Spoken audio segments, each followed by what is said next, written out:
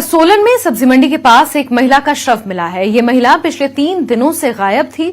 Police के मुताबिक सुबह 2 लोगों ने आश्रय गौशाला के पास कुत्तों और पक्षियों का झुंड देखा जो एक महिला के शव को नोचने का प्रयास कर रहे थे।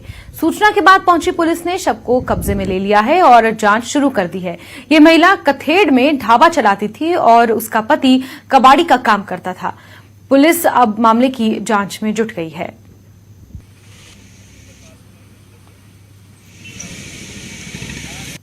महिला का शव पड़ा है जिसकी तस्दीक हेतु थाना सदर से टीम आई थी मौके पर। शव एक महिला का है जो छत्तीसगढ़ की रहने वाली है। फॉरेंसिक टीम को जो है वो मौके पे बुलाया गया है और उसके बाद जो है मृतक का पोस्टमार्टम करवाया जाएगा।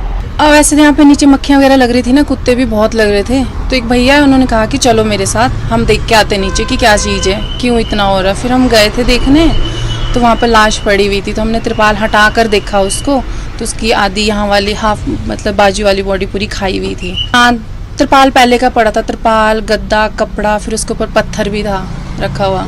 हाँ, ये सामने ही है कि खबर बिलासपुर से, जहां बरमाणा के पास चंडीगढ़ मनाली नेशनल हाईवे पर ट्रक और कार की टक्कर हो गई। इस हादसे में एक महिला गंभीर रूप से घायल हुई है जिसे इलाज के लिए एक क्षेत्रीय अस्पताल में भर्ती किया गया है।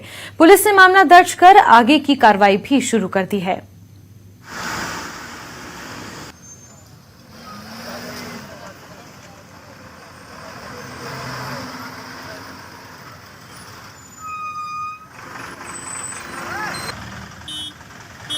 तो ये चंडीगढ़ मनाली नेशनल हाईवे की तस्वीर है। आप देख सकते हैं बरमाणा के पास की ये तस्वीरें हैं जहां एक कार और ट्रक में टक्कर हो गई, जिसके बाद महिला इस हादसे में गंभीर रूप से घायल हुई है और पास के अस्पताल में महिला का इलाज जारी है।